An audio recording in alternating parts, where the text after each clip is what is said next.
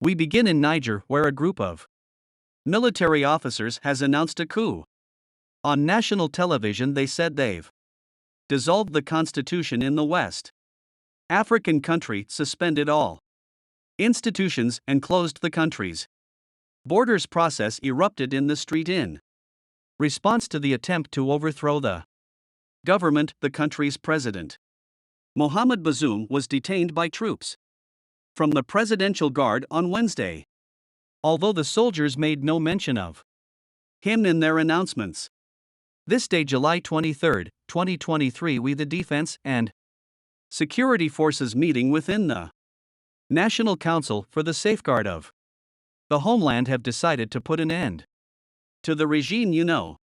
This follows the continuing deterioration of the security situation and poor economic and social governance, reaffirming our commitment to respecting all commitments entered into by Niger. We reassure the national and international immunity that the physical and moral integrity of the authorities will be respected in accordance with the principle of human rights.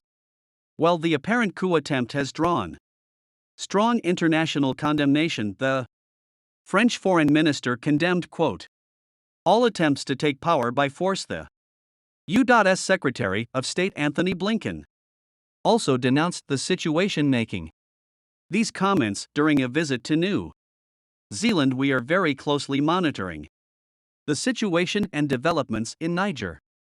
I spoke with President Bazoum earlier this morning and made clear that the United States resolutely supports him as the democratically elected president of Niger. We call for his immediate release. We condemn any effort to seize power by force. I spoke to the BBC's Nicholas Ngozi, who's in Dhaka, following the story. The constitution was dissolved. The borders are now close to where we still don't have any news about the president, Mr. President, who was elected 2 years ago. But what we know is that the militaries are in control of the state right now. There is no more institutions working freely in Nigeria.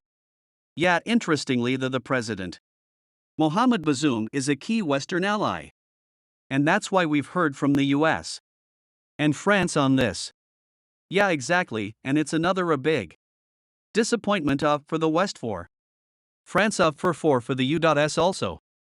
Because in Mali, the one country, there was 2 codes, also in Guinea and Burkina Faso. Those 3 countries are now in military transition. And the only country in the Hotel region who had an elected president was Niger. And now, with this new event, with this new move up by the military Indonesia, we have now 4 countries in transition. So, things are getting more difficult in the fight against in the region for the West. Whether there were protests on the streets, do we know what the situation is like out there now? I spoken with activists also, with the correspondents, and it seems that everything came back to normal. If when is calm, there are a lot of militaries in the streets. As I said, the borders are closed, but it seems that there is no more gunshots as we could hear, as people could hear earlier yesterday. I think seems to get back to normal.